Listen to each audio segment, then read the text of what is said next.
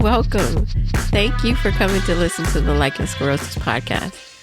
My name is Kathy, and this is our journal of learning about and living with lichen sclerosus. Each week, I either research or speak to someone about lichen sclerosus and bring you the information. Stay tuned to the end of the episode for some exciting news on something special that I'm working on, and I would love your input, your help, and your involvement. This week, we're going to talk about our monthly check.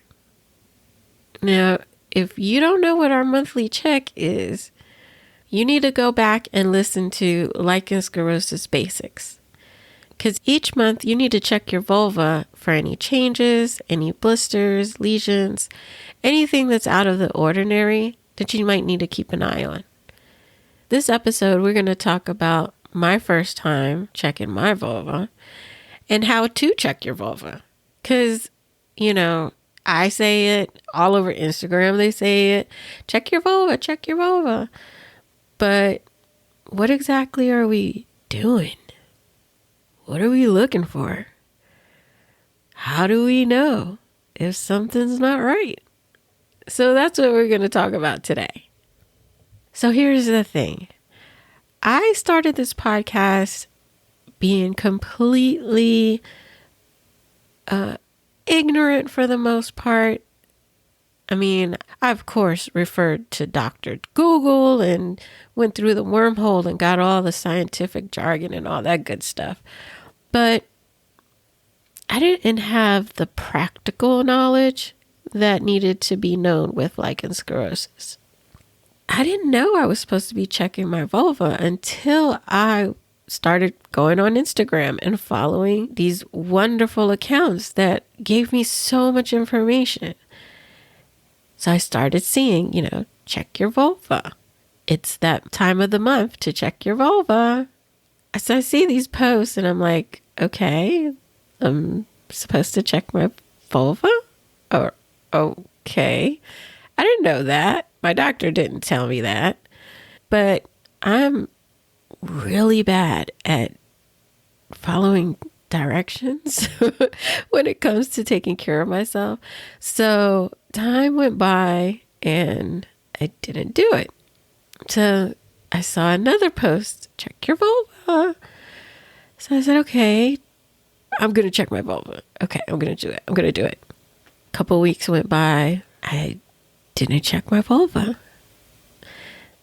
Here comes again from that first account, check your vulva, because now it's been 4 weeks. So it's a monthly checkup. Guess what? It's been a month.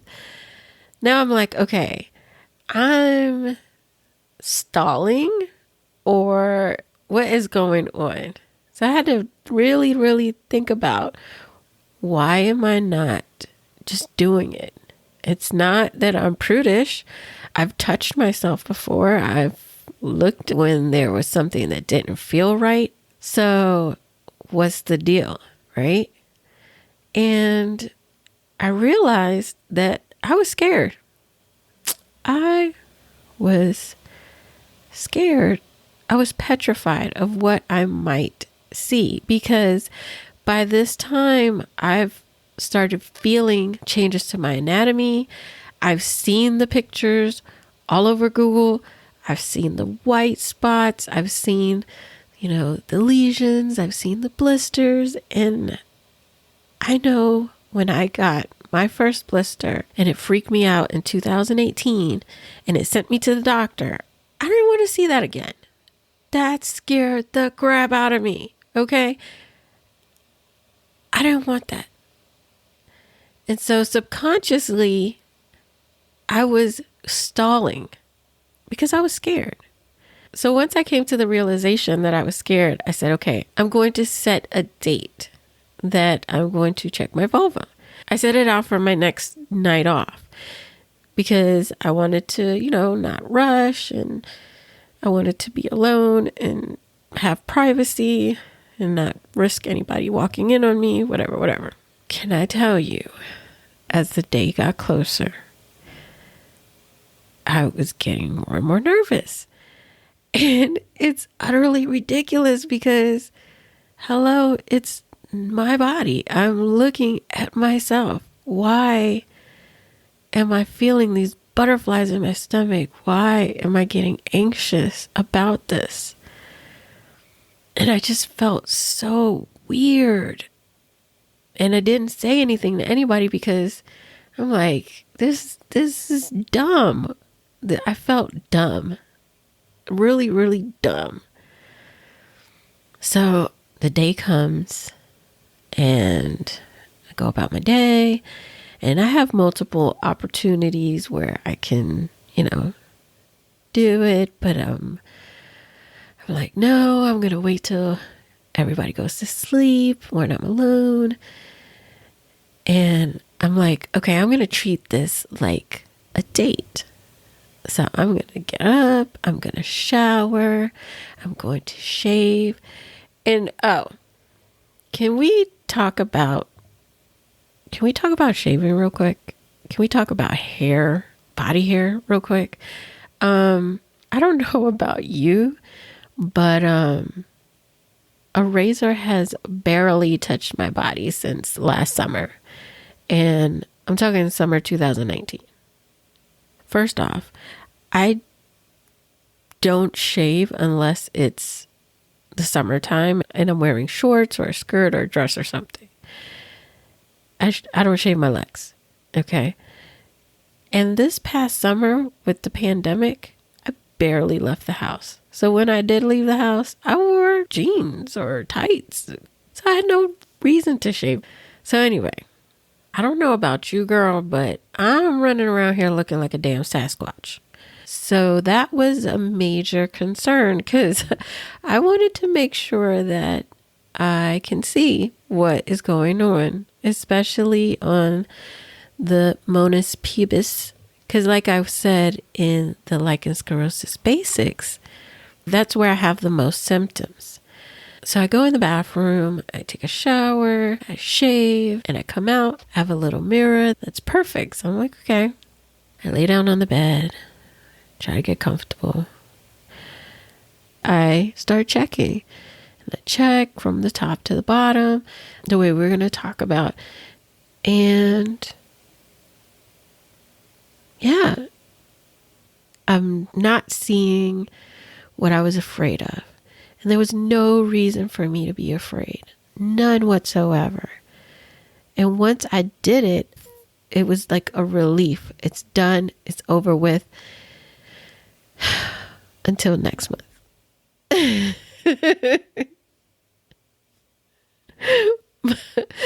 But I think the first time was the worst time. Because after that, I knew what to expect.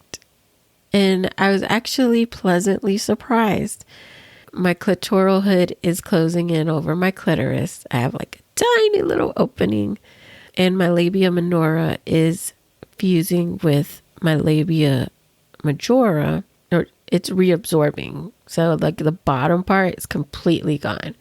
I still have some on the top, which I thought was completely gone. That was a revelation and a happy one. But chances are that they're going to all go away anyway. But yeah, my whole point in telling you this story is if you haven't checked yourself and you know you need to check yourself, think about why it is that you haven't checked yourself. Be honest with yourself. It's okay to be scared. I wish somebody would have told me that because I was really beating myself up. I was, this is stupid. You're dumb. Why are you being scared? There's no point in being scared. Why? All of these mental anguishing thoughts that were tearing me down. I'm here to tell you, you're not dumb. It's not stupid. You have every right to be anxious and nervous about what you might see, especially if you've been in some of these forums and some of these groups or some of these medical pages and you've seen these pictures.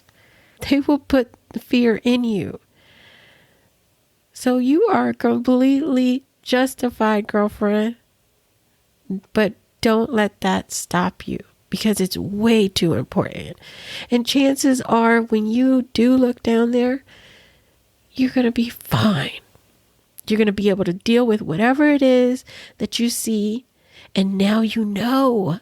Isn't that beautiful? Now you know. Now you're not wondering. Now your brain isn't running away with itself. Like, do I have lesions?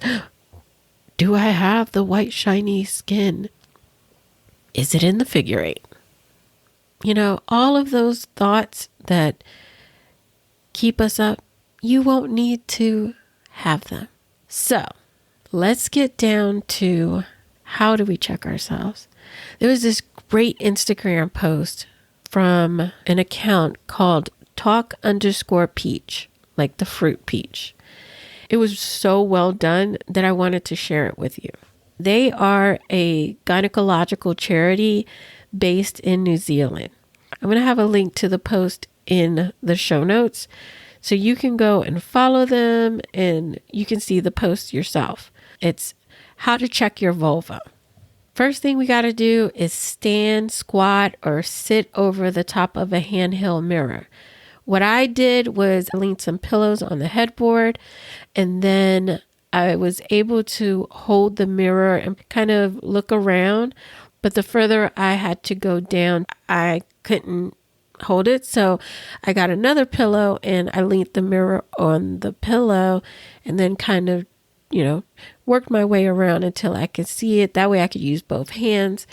So play with your positioning, play with your mirror, and see what works best for you. Get comfortable. So they said, make sure you can see your genitals clearly.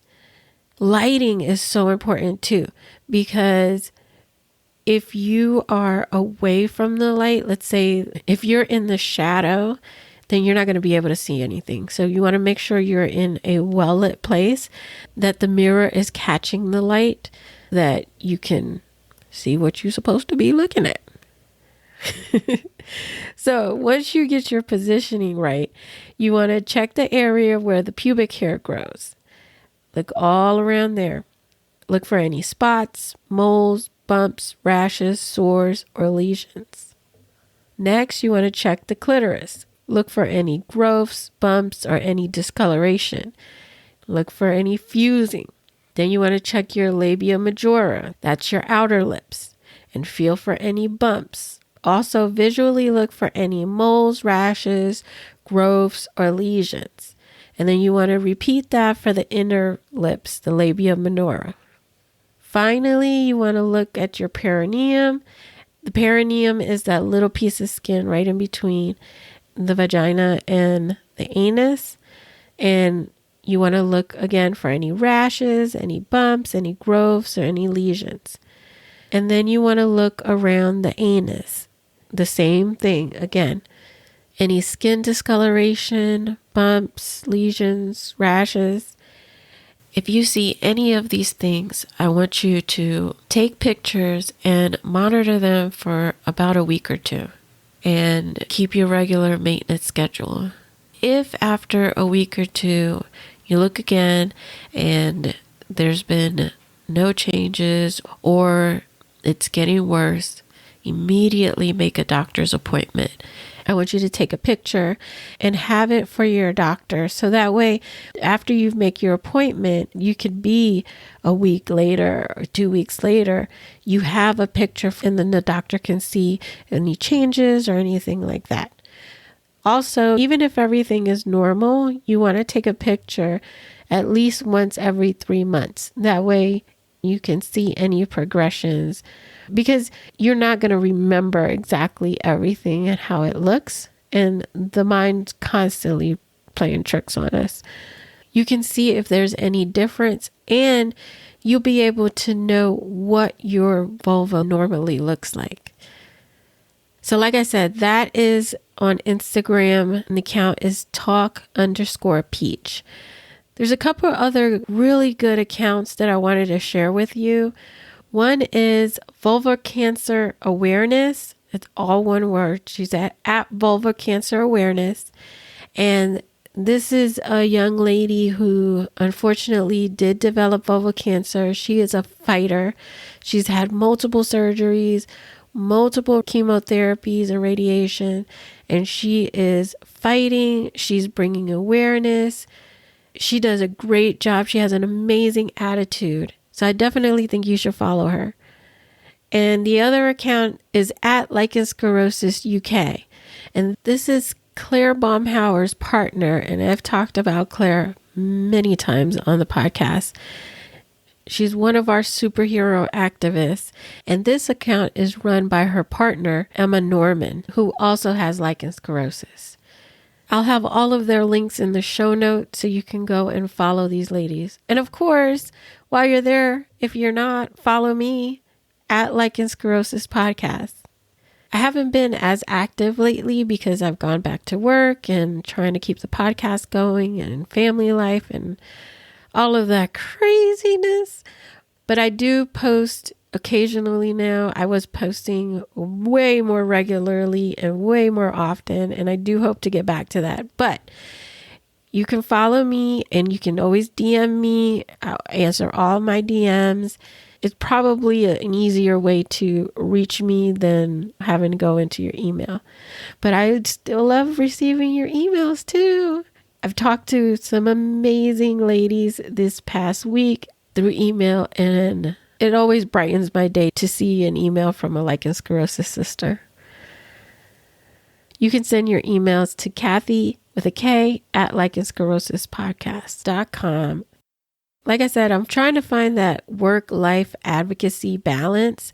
So give me a little bit of time to get back up to speed and start doing more things other than just the podcast. But I do post when a new episode drops and any pertinent information that I come across that I think might help you.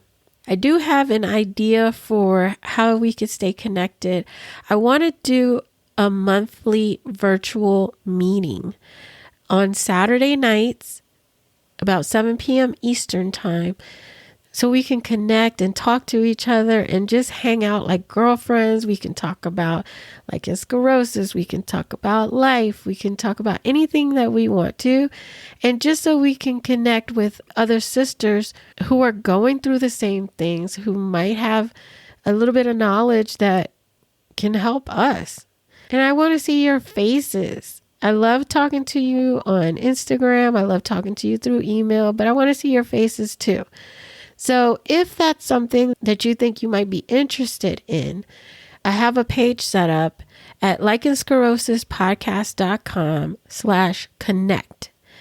If you want me to keep you informed as this develops and get more information and give me your input into what you might like, what you want to see, how you want to do it, what times would be good for you. If you want to do it, then go to lichensclerosuspodcast.com/connect, enter your email address, and I will email you weekly or bi-weekly and keep you updated. Once we have enough people, then we can set a date and see each other. So the only way you'll be invited into the meetup is if you are on the email list, because I'm going to shoot an email and there's going to be a password so we don't get, Zoom bombed and have that whole issue. So if you're interested, please go out to lichensclerosuspodcast.com/connect and enter your email address and let me know. If you haven't this month, check your vulva. And hey, let me know if this is your first time, or if it's not your first time, how was your first time? Because I don't want to be the only one out here that was feeling this way. Let me know your experience. Connect with me, DM me on Instagram at Lichen Sclerosus Podcast, or shoot me an email, Kathy at lichensclerosuspodcast.com, and let me know how it was your first time. I hope you have an amazing week, and I will talk to you next time. Bye.